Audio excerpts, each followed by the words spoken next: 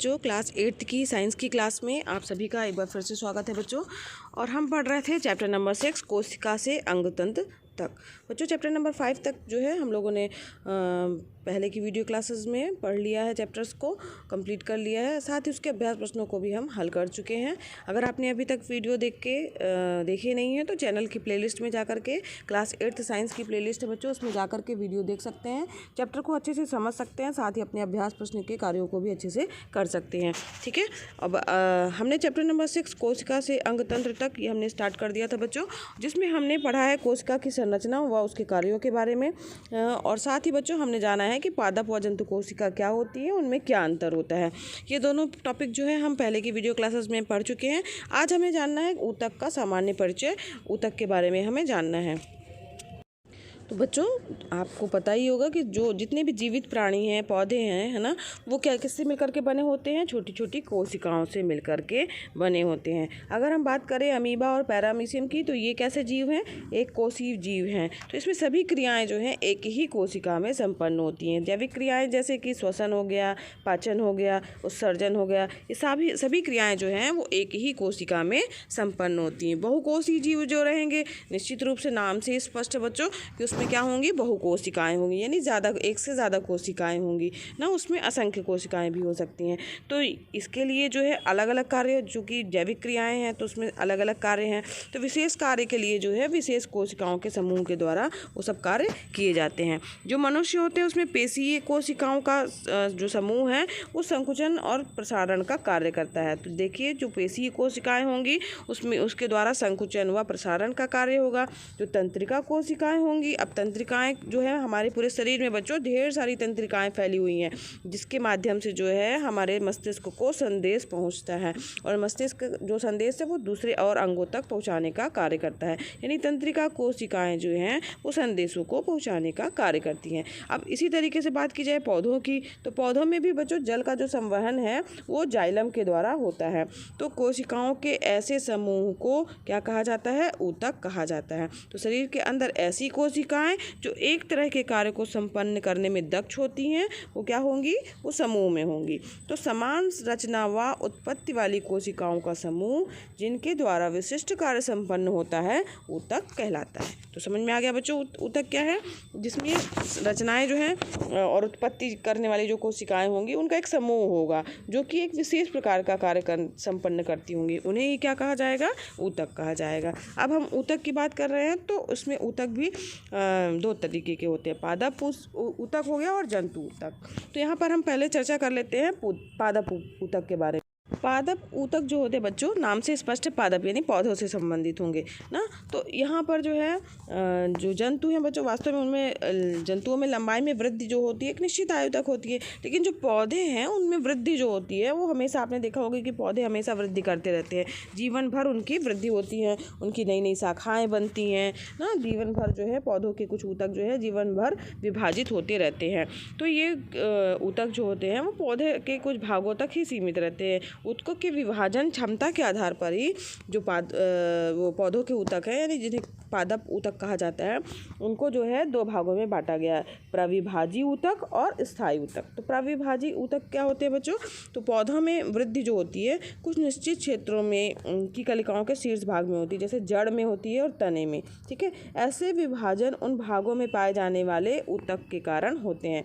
ऐसे ऊतक को प्रविभाजी ऊतक या निरंतर विभाजित होने वाला ऊतक कहा जाता है। ठीक है, जैसे जड़ और तने जो हैं वो निरंतर जो है वो विभाजित होते रहते हैं और उनमें वृद्धि होती रहती है, इन्हें क्या कहा जाएगा? प्रविभाजी ऊतक कहा जाएगा। जैसे यहाँ पर देखिए एक एग्जाम्पल दिया गया है, एक क्रियाकलाप किया गया है जिसमें दो जार को लिया गया है कांच के, और उसके ऊपर जो है प्याज दो ठो रख दी गई हैं ना, अलग अलग एक एक प्याज जो है रख दी गई है, और दोनों प्याज की जो पानी भर दिया गया है दोनों बीकर में, और 5 दिनों तक जो है इनकी प्याज की जड़ों की लंबाइयों को आप नापेंगे ना। तो दूसरे दिन तीसरे दिन ऐसे उसकी लंबाई का जो है माप लेते जाएंगे। तो अब फिर इसके बाद क्या करेंगे आप? चौथे दिन जो है 1 सेंटीमीटर जो है दूसरे जार में रखी हुई जो प्याज की जड़ है उसको काट दीजिए ना। इसके बाद दोनों जारों में रखी प्याज की जड़ों की जो लंबाई है वो 5 दिनों में फिर से आप देखिए, तो वृद्धि की माप जो है वो अलग अलग होगी।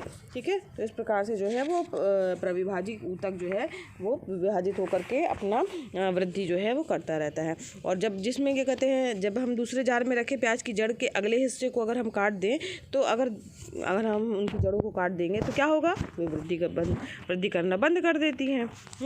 तो यही होगा।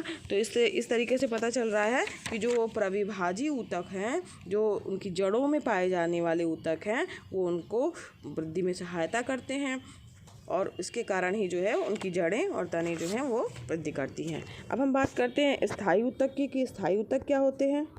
बच्चों, ये अभी हम लोगों ने पढ़ा प्रविभाजी ऊतक, तो इसके द्वारा जो है विभाजित होकर के नई नई कोशिकाएं बनती जाती हैं। तो फिर जो नई कोशिकाएं होती क्या वो पुनः विभाजित होती हैं।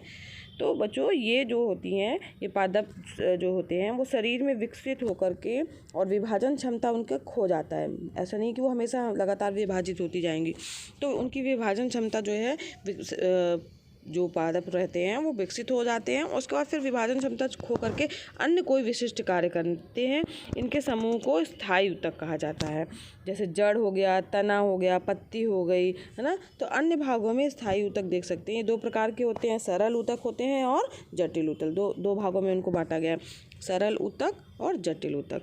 तो दोनों ऊतक मिलकर के जो है वो बढ़ते हुए जो पेड़ है उसका गठन करते हैं। सरल ऊतक एक ही प्रकार की कोशिकाओं से बने होते हैं ना, जो कि जो पौधा निर्माण में इन ऊतकों का विशेष योगदान होता है बच्चों। और जो जटिल ऊतक होते हैं वो एक से अधिक प्रकार की कोशिकाओं से मिलकर के बने होते हैं। इन्हें संवहन ऊतक भी कहा जाता है। जाइलम और फ्लोएम जो है जटिल ऊतकों के ही उदाहरण हैं। दो उदाहरण हैं, जाइलम और संवहन। यहाँ पर देखिए एक और एक्सपेरिमेंट या एक क्रियाकलाप और किया गया है। तो यहाँ पर जो है आपको क्या करना है बच्चों, टमाटर हो, अगर टमाटर का छोटा सा पौधा हो या गुलमेहंदी का पौधा हो, उसको आपको लेना है और एक कांच के बर्तन में जो है वो आधा पानी भर करके उसके अंदर हमने मान लीजिए लाल कलर की जो है वो इंक डाल दी। ठीक है, उसकी कुछ बूंदें डाल देंगे और रंगीन पानी है उसी में जो ये पौधे हैं, चाहे टमाटर का हो चाहे गुलमेहंदी का पौधा हो, उसकी जड़ों को डुबा करके हम रख देंगे। ठीक है, 10 से 15 घंटे बस साथ जो है वो हम पौधे को बाहर निकालेंगे और जो उसकी पौधे के तने जो तना है, ठीक है, उसकी हम अनुप्रस्थ काट लेंगे। अब उसको जो है हम लेंस की सहायता से बड़ा करके जो है देखेंगे। तो आप देखेंगे बच्चों कि जो उसका तने का केंद्रीय घेरा है उसमें लाल रंग के छोटे छोटे से धब्बे दिखाई देंगे ना। यहाँ देखिए ये क्या है, उसका तना है, तो उसमें अंदर जो है छोटे छोटे से जो है वो धब्बे दिखाई देंगे। तो यहाँ पर इससे क्या हो रहा है, इससे पता चल रहा है कि संवहन जो है एक संवहन पूल होता है। देखिए ये संवहन पूल होता है ना, जो लाल छोटे छोटे धब्बे दिखाई देते हैं उनको क्या कहा जाता है, संवहन पूल कहा जाता है। जो संवहन पूल होते हैं वो जाइलम और फ्लोएम नामक ऊतक से मिलकर के बने होते हैं, जिसमें से संवहन का कार्य होता है। यानी कि क्या होता है इसमें, जो हमने तो पौधे की जड़ों को ही केवल डुबाया था, तो पौधों की जड़ों के द्वारा अवशोषित जल एवं खनिज लवण जो है वो ऊपर की ओर पहुंचता है, तने से होते हुए पत्तियों तक पहुंचने का कार्य होता है, जो कि कार्य कौन करते हैं, जाइलम करते हैं। यहाँ पर देखिए ये सब कार्य कौन करता है, जाइलम करता है। तो ये इससे यानी जड़ों के माध्यम से जो है वो अवशोषित होकर के जो पानी जो कि जिसमें लाल कलर की हमने स्याही डाली थी बच्चों, वो ऊपर तक पहुंच गया और उसकी जो अनुप्रस्थ काट है, जो उसका तने का, उसको देखने पर जो हमें वहाँ पर जो है लाल कलर के धब्बे दिखाई देने लगे। ठीक है, तो इससे निष्कर्ष निकल के आया कि बच्चों की जो पादप ऊतक होते हैं उनमें जो जाइलम होता है वो पौधों की जड़ों के द्वारा अवशोषित जल को, खनिज लवण को जो है वो ऊपर तने पत्तियों तक पहुंचाने का कार्य करता है। और फिर पत्तियों में जो निर्मित भोजन होता है बच्चों, भोजन बनाने का काम तो केवल पत्तियां करती हैं ना। तो पौधों में जो पत्तियां होती हैं जो भोजन बनाती हैं, वो उस भोजन को जो है वो पौधे के विभिन्न अंगों तक पहुंचाने का कार्य जो है वो फ्लोएम करता है। तो जाइलम जो है जा से जाइलम, जा से जड़। ठीक है, तो जड़ों के माध्यम से ऊपर तक जो है पौधे को पानी और खनिज लवण पहुंच रहा है, और पत्तियों पर जो होता है वो भोजन जो बनता है उसको फ्लोएम द्वारा जो है वो विभिन्न अंगों तक पहुंचाने का कार्य होता है। तो इस प्रकार से पादप ऊतक के जो कार्य हैं आपको समझ में आ गए होंगे। अब हम चर्चा करते हैं जंतु ऊतक के बारे में।